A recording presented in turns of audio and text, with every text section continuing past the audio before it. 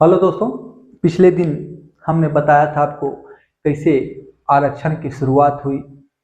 ये ST ST OBC general क्या आरक्षण मिलता है लोगों को, ठीक है, किसे आरक्षण नहीं मिलता है, कौन आरक्षण के विरोधी हैं, अभिशाप समझते हैं, कौन वरदान समझते हैं, ये आरक्षण किस आधार पर मिला, इसकी भी चर्चा हम लोगों ने पिछले बार किया था शुरुआती कि वर्ण यानी कर्म के आधार पर, वर्ण के आधार पर, कर्म के आधार पर वर्ण का निर्माण हुआ, यानी जातिगत जाति का निर्माण हुआ।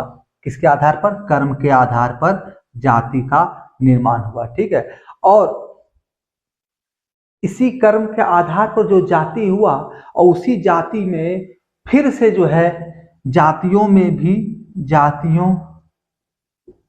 भी नाम रखा गया कि भाई फलाने लोग एससी कहलाएंगे, फलाने लोग एसटी कहलाएंगे, फलाने लोग ओबीसी कहलाएंगे और फलाने लोग जनरल कहलाएंगे, ठीक है। Upper class, lower class, middle class, अभी तो इसमें दुनिया चल रहा है। पहले एससी एसटी ओबीसी में दुनिया चला, अभी भी इसमें चल रहा है, ठीक है। वो अलग लेवल हो गया, वो अमाउंट आर्थिक दृष्टिकोण से अपर क्लास, लोअर क्लास चल रहा है, मिडिल क्लास, और यहाँ पर ये जातिगत है। तो कर्म के आधार पर जो जिसने काम किया, बनिया का काम किया, दुकानदारी कर रहा है तो वो बनिया कहला गया। कृषक का काम किया, कृषि किया तो वो कृषक कहलाया। तो कृषक में बहुत सारे कास्ट, कृषि का कार्य हर लोग करते हैं, इसलिए इसका जातिगत नाम नहीं रखाया। ये एक बढ़िया चीज हुआ, पता चलता है एक और जाति का निर्माण हो गया। कोई नाला साफ करने का काम किया तो वो मेस्तर कहला गया। कोई जानवरों का पालने का काम चालू किया तो वो ग्वाला कहलाए, यादव कहलाए, ठीक है ना। क्षत्रिय लड़ने का काम कर रहे थे तो वो क्षत्रिय कहला गए, भाई वो क्षत्रिय हैं, ठीक है। राजा महाराजा बने। लिखने पढ़ने का कार्य किया, दूसरों को लेखा जोखा रखने का काम किया तो वो लाला जी हो गया, कायस्थ हो गया। कायस्थ जिसको लोग लाला कहते हैं, लाला, गर्व से कहो लाला है, कोई दिक्कत नहीं, हम कोई केस नहीं करेंगे। और दूसरों के घरों में जो वेद पाठ, जिन्हें वेद का ज्ञान था, जो वेद पाठी थे, वेदों का ज्ञान था, अब तो बहुत कम लोगों में रह गया है, केवल किताब का ज्ञान रह गया, पूजा पाठ कैसे कराना है।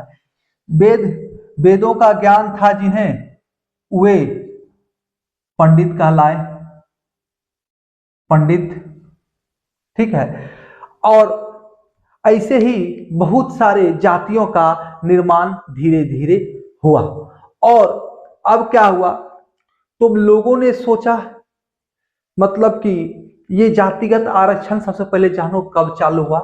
तो एससी एसटी को आरक्षण जो है संविधान निर्माण के समय से ही चालू हो गया। संविधान लागू होने के साथ ही, लागू जब हुआ उसी समय जो इनको आरक्षण मिल गया, ठीक है। ये टोटल जो है 22.5% का आरक्षण इनको मिला था, 22.5% का आरक्षण इन दोनों को मिलाकर मिला था, ठीक है, 15 और 7.5 का। अब देखो भाई एससी एसटी में कैसे लाया, तो शेड्यूल कास्ट, अनुसूचित जाति, शेड्यूल ट्राइब, अनुसूचित जनजाति। तो एसटी को समझ में आता है, जो जंगलों में रहते थे, जो घूम फिर के अपना जीवन सदा घूमने में ही व्यस्त करते थे, वे लोगों को अनुसूचित जनजाति कहते हैं। वो तो समझ में आ गया, जो जंगलों में रहते थे, पहाड़ों में रहते थे, ठीक है, वो ट्राइब, शेड्यूल ट्राइब यानी कि जनजातीय क्षेत्रों में जो निवास करते थे। एससी शेड्यूल कास्ट, अनुसूचित जाति। अब इनका निर्माण में बहुत बड़ा, क्या कहते हैं, खींचतान, हेर फेर, बहुत सारी चीजें हुई। और अभी भी आप देखते होंगे तो राज्य स्तर पर, केंद्र स्तर पर कभी पता चलता है बनिया, कभी पता चलता है जोलाहा, कभी पता चलता है तांती। तो ये कभी एससी में चले जाते हैं और स्टेट में एससी में है, सेंट्रल में ओबीसी में है। तो अभी भी ये खेल चलता हुआ है कि भाई हमें मन हुआ तो इनको एससी में डाल दो, मन हुआ इस कास्ट को ओबीसी में डाल दो। ठीक है, तो ये खेल अभी भी चल रहा है। ये हमारा वोट बैंक है, ये हमारा वोट बैंक है। ठीक है, तो हम लोगों ने जाना कि ये सारे जातियां जो है कर्म के आधार पर बना, ये सारी जातियां जो है कर्म के आधार पर बना। और जातियों में जो है, इन जातियों में भी इन्हें बांट दिया गया। तो किसमें किसमें बांटा, तो एससी में कुछ को रखा, एसटी में रखा, इसको बताया जो ट्राइब क्षेत्र, आदिवासी क्षेत्र, जंगलों में, पहाड़ों में, पर्वतों में जो घूमते रहते थे सदा, उन लोगों को शेड्यूल ट्राइब में रखा गया, जनजाति। अभी भी देखते होंगे आप, बहुत सारे लोग ऐसे मिलेंगे जो कि सदा घूमते हैं, आज इनका ठिकाना यहाँ है तो कल उनका ठिकाना कहीं और है। तो वैसे लोग एसटी में आते हैं, वो समझ में आते हैं। और ये शेड्यूल कास्ट में क्या है, तो इसमें अभी भी संख्या बढ़ती ही जा रही है। ठीक है, इसमें अभी भी कास्ट की संख्या बढ़ती जा रही है। तो नेताओं के अपने पक्ष के जो प्रबल नेता है, हमारा ये नेता हम जो है बन गए अपना कास्ट के प्रबल नेता है, तो भाई हम चाहे कि भाई इसमें डाल दो, इसमें आरक्षण मिलेगा, कम कंपटीशन है। ठीक है, तो इसमें डालते चले गए। अब ओबीसी में जो है, अब क्या होता है, कन्वर्जन कहां से होता है, ओबीसी से एससी की ओर होता है। एसटी में एसटी फिक्स है, ओबीसी से एससी की ओर होता है। कुछ ओबीसी जो है स्टेट में है, स्टेट में ओबीसी एससी है, और सेंट्रल में ओबीसी की काउंटिंग में है। तो देखो भाई, अब समझो बात को। अब जो बहुत असंपन्न थे, मतलब कहने का मतलब है बहुत ही ज्यादा गरीबी में, मुफलिसी में, शेड्यूल ट्राइब का तो बता दिए, घूमने फिरने वाले लोग, घुमंतु लोग, पहाड़ों में रहने वाले लोग, पहाड़ों में रहने वाले लोग, जंगलों में विचरण करने वाले, जंगलों में रहने वाले लोग। ऐसे में क्या हुआ, दबे कुचले लोग, पिछड़े लोग, बहुत वैसे लोग थे जो छुआछूत, जात पात के शिकार हुए। तो वैसे जो जो कास्ट छुआछूत के शिकार हुए कि फलाना निचली जाति से है, फलाना निचली जाति से पहले जाति हुआ कैसे भाई, तो ये गंदा साफ करने का काम कर रहा है, इससे हम दूर रहेंगे। तो छुआछूत का जन्म पहले नहीं हुआ, छुआछूत का जन्म इसी से हुआ, उसके कर्म से, उसके कर्म से हुआ कि भाई वो ये फलाना काम करता है, उसके साथ हम नहीं बैठेंगे, उसके साथ नहीं उठेंगे। बल्कि वो भी एक समाज का ही काम कर रहा था, नाली भी साफ कर रहा था, वो एक समाज का ही काम कर रहा है। ठीक है, अभी आप देखते होंगे कि लैट्रिन का टंकी घर का भर जाता है किसी का, तो वो अब बड़ा ट्रक में जो है, ट्रैक्टर में जो है बड़ा सा टंकी आता है, मशीन आता है ऑटोमेटिक, उसमें खींच के चला जाता है। पहले उस लैट्रिन को भी, टंकी को भी साफ करने के लिए लोग होते थे, जिसको मेस्तर कहा जाता है। ठीक है, और भी जातियां होंगी, नाम से नोमेनक्लेचर होगा उनका। तो गंदा साफ करने वाला लोग है, हम इसके साथ नहीं रहेंगे, नहीं खाएंगे, वो दूर रहो, तुम दूर रहो। वो लोग हो सकता है साफ सफाई से नहीं रहते हो, नहीं नहाए, गंदगी में बस साफ किए, फिर ऐसे ही चल रहे हो। ठीक है, क्यों, दिन भर का काम था उनका, कितना बार नहाएंगे वो, है ना। आज अभी यहाँ काम मिला, कुछ देर बाद कहीं और काम मिलेगा। तो वे जो है वो गंद, तो उनसे दूरी बनाकर रखे। तो ऐसे कुछ आर्थिक दृष्टिकोण से बहुत दबे कुचले थे, खाने का नहीं जुट रहा है, लाला पड़ा हुआ था, खाने का नहीं है, पीने का नहीं है, मत दूर दूर तक उसके यहाँ पानी नहीं मिल रहा है, खाने का अनाज नहीं मिल रहा है, मुफलिसी में जिंदगी व्यतीत हो रहा है। तो वैसे लोगों को सामाजिक दृष्टिकोण से जो दूरी थे, सामाजिक दृष्टिकोण से भी बताया हूं। ठीक है, आर्थिक दृष्टिकोण से,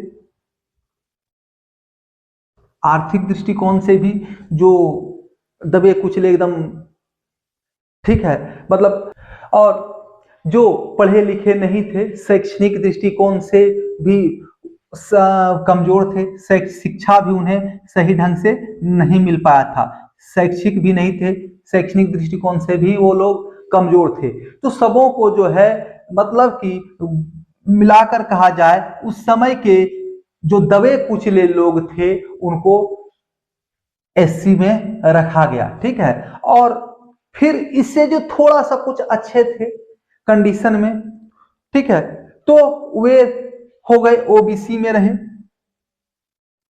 ओबीसी में चले गए।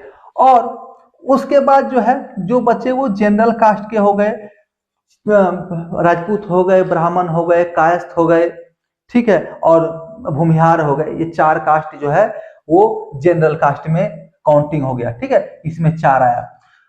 अब क्या है, मुद्दा ये बना भाई कि आरक्षण दिया। आरक्षण दिया कब भाई, तो 1950 में जब लागू हुआ संविधान 50-51, उसी समय से जो है सरकारी नौकरियों में, शैक्षिक संस्थानों में आरक्षण दिया गया। तो कितना भाई, 22.5% का।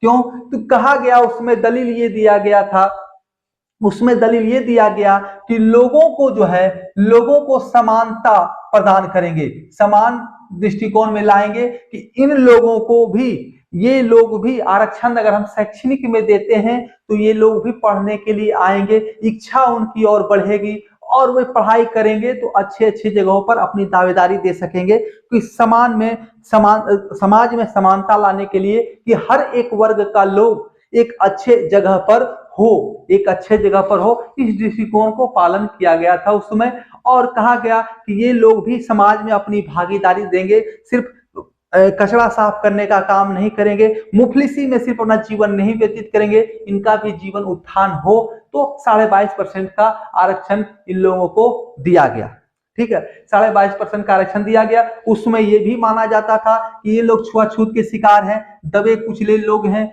इन्हें प्रताड़ित किया जाता है समाज के उच्च वर्गों के द्वारा, ठीक है। तो 22.5% का आरक्षण सरकारी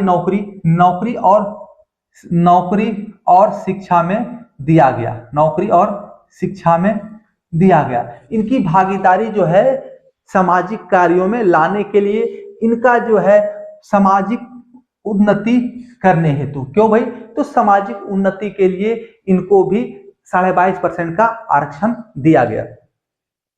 अब क्या हुआ, लेकिन मेरा मानना था आरक्षण सरकार, उसमें बाबा साहब ने कहा था ये आरक्षण जो है केवल 10 वर्षों के लिए दिया जा रहा है, 10 वर्षों के लिए, 10 वर्षों के लिए। उसके बाद फिर क्या हुआ भाई, 10 वर्षों के बाद समाप्त नहीं किया गया, इसको फिर कंटिन्यू अगले 10 वर्ष के लिए कर दिया गया, फिर अगले 10 वर्ष के लिए ये कंटिन्यू होते रहा। उसके बाद 1990 के दशक में, 1990 के दशक में एक कमीशन आया, 1990 के दशक में एक कमीशन आया, मंडल कमीशन।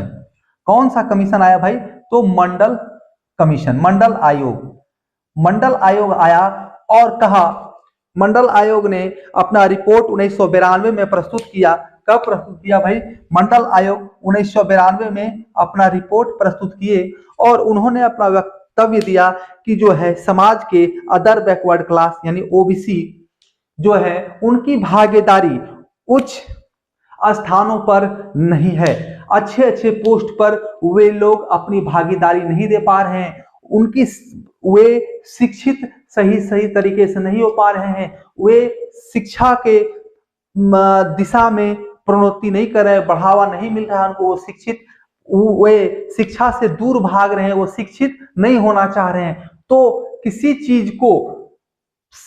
को कुछ करवाना है उससे, तो क्या करना है, सबसे पहले प्रलोभन दिया जाता है। कोई काम आपको कहा जाएगा कि भाई तुम ये काम कर दो, तुम कहोगे नहीं करेंगे, अब वही कहेगा तुमको 5 रुपया देंगे, तुम सोचोगे बच्चा हो अगर 5 रुपये मिल रहा है, लाओ एक चॉकलेट हो जाए खा लेंगे। तुम बड़े हो, कहोगे 5,000 रुपये तुमको अगर प्रलोभन दिया जाएगा तुम तैयार हो जाओगे। तो कुछ ना कुछ किसी काम के बदले प्रलोभन। तो इनको ओबीसी को मंडल कमीशन के द्वारा 1992 में रिपोर्ट दिया इन्होंने कि ये अपनी भागीदारी सही तरीके से नहीं दे पा रहे हैं, ये जो है समाज के जो कार्य में उच्च पद हैं उन पर ये नहीं है, ये लोग अच्छी संख्या में जो है शिक्षित नहीं है, तो इनको भी अच्छी संख्या में शिक्षित होने चाहिए। ये लोग भी, ओबीसी लोग भी जो है वे अच्छे पोस्ट पर होना चाहिए, सरकारी संस्थानों में, सरकारी पदों पर, अच्छे पोस्ट पर होने चाहिए। तो इस दृष्टिकोण से, और क्या था, ओबीसी कास्ट की जनसंख्या जो है वो बहुतायत थी, उनकी जनसंख्या के अनुसार उनकी भागीदारी नहीं बन पा रही थी कहीं भी। उनकी भागीदारी नहीं बन पा रही थी, या शिक्षा का दृष्टिकोण हो या किसी पद ग्रहण करने का दृष्टिकोण हो। तो 1993 में मंडल आयोग के रिपोर्ट के आधार पर इन्हें भी इनकी आबादी के अनुसार 27% की आरक्षण दी गई। कितना परसेंट भाई? तो 27% की आरक्षण दी गई। तो भाई ये चालू हुआ आरक्षण का सिलसिला। उसके बाद 2015 के बाद 14 के बाद जब नीतीश कुमार हमारे माननीय प्रधानमंत्री मोदी जी आए, तो उन्होंने देखा कि समाज में सवर्ण भी ऐसे हैं, जनरल कास्ट के लोग भी ऐसे हैं जो कि गरीब हैं, दबे कुचले हैं, जो कि शुरुआत में नहीं ध्यान दिया गया था। उस समय भी भूखे मर रहे थे। 1950 के दशक में भी वैसे सवर्ण थे जो भूखे मर रहे थे। उन्हें उस समय भी देखा जाना चाहिए था। अगर आरक्षण की बात आती है तो ऐसे में घोर विरोधी हूं। तो उनकी भी दृष्टिकोण उस समय ही पड़नी चाहिए थी कि भाई यहां भी दबे कुचले लोग हैं। उसी समय अगर आर्थिक दृष्टिकोण रहता, आर्थिक दृष्टिकोण उसी समय लागू कर दिया जाता तो ये लोग खुद ब खुद आ जाते, क्योंकि ये आर्थिक दृष्टिकोण से भी उस समय पिछड़े थे। इसमें भी ओबीसी मंडल कमीशन भी अपना ये जिक्र करता कि आर्थिक दृष्टिकोण से जो पिछड़े लोग हैं उन्हें आरक्षण दिए जाए तो ज्यादा बेटर था। ठीक है। तो 2014 के बाद जब हमारे माननीय प्रधानमंत्री मोदी जी आए तो वो देखे कि स्वर्ण समाज के लोग यानी जनरल समाज के लोग भी जो है वे दबे कुचले हैं, वे गरीब हैं, वे सताए हुए हैं। सताया हुआ कोई नहीं रहता है भाई, सब इच्छा का गुलाम रहता है, सताया हुआ कोई नहीं है। ठीक है। तो दबे हुए हैं, कुचले हुए हैं। इसका कहने का तात्पर्य है कि कमजोर हैं, खाने को नहीं जुट रहा है, खाने को जुट रहा है तो पहनने को नहीं जुट रहा है, और छतें नहीं है उनके सर पर। ठीक है। तो उन्हें भी 10% का आरक्षण दिया गया। तो किस आधार पर? तो ईडब्ल्यूएस इकोनॉमिक वीकर क्लास कह के, इकोनॉमिक वीकर सेक्शन, ठीक है, क्या करके ईडब्ल्यूएस लोग जो आर्थिक दृष्टिकोण से पिछड़े हुए लोग हैं। ऐसे मेरा मानना है कि सबसे अच्छा है आरक्षण ही देना है तो आरक्षण भैया उसको खूब पढ़ाओ, खूब लिखाओ, उसको पढ़ने में मदद करो, जितना हो सके पढ़ने में मदद करना चाहिए, पढ़ने में मदद करना चाहिए, जितना हो सके पढ़ने के लिए उसको प्रेरित करना चाहिए। फ्री का पढ़ाई दो, फ्री का कोचिंग दो, फ्री का बस्ता दो, फ्री का किताब दो, फ्री का खाना दो, कोई दिक्कत नहीं है। लेकिन यहीं पर एक त्रुटि है मेरे दृष्टिकोण से, जब नौकरियों में पदों पर आरक्षण दिया जाता है। तो अब आज यहीं पर हम लोग समाप्त करेंगे। इतना हम लोगों ने समझ लिया कि कब आरक्षण दिया गया था, आरक्षण कैसे आया, कैसे SC ST में लोग बटे, कैसे ओबीसी में बटे। ठीक है ना। तो आगे हम लोग और चर्चा करें, बहुत सारी चीजें इसमें हमें बात करनी है। धन्यवाद।